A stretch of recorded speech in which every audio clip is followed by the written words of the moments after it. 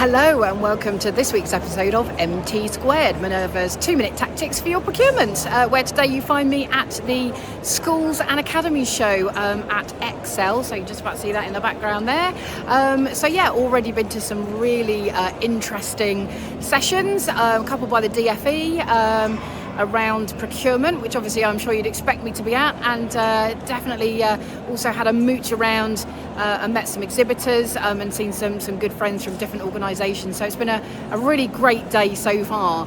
But my one tactic that I wanted to let you know about today is just with regard to one of the presentations that I went to by the DFE, and it's around the new supply, teacher and education, so STEER recruitment framework that has just literally gone live as of last week. Now, it may have passed you by, but it's very, very important that you know about this, because it is going to be mandated in the Academy Trust Handbook later on this year, the one issued in September this year, that you utilise that framework for your supply staff and recruitment. So obviously this is a big change to what's happened in the past, whereby you've essentially been allowed to make your own decisions about things. This is now going to be mandated. Now, a couple of positives from this is that obviously there's economies of scale.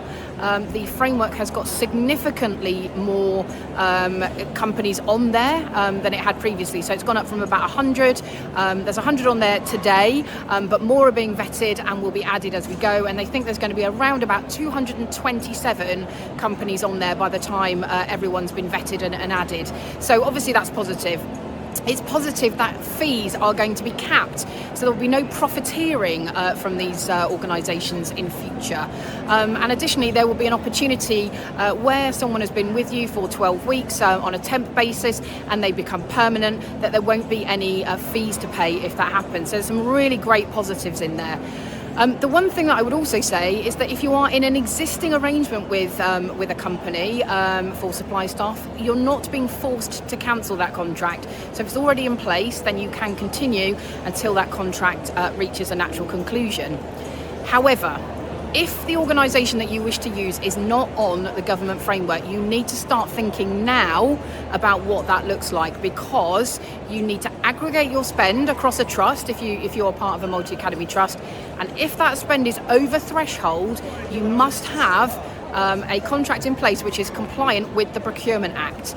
If you haven't got that in place, you will be mandated to use the government's framework. So if you feel that this is going to be an issue for you, you need to start thinking about this now and maybe starting to consider running your own compliant procurement process. There's lots of information available, and when I send this the email out with this video, I'll obviously make sure there's a link to some of that information to help you. But obviously do give me a shout if you need any further information. So that's it for this time. I'm off to see some more exhibitors and to go to some more presentations. And until next time, soldier on.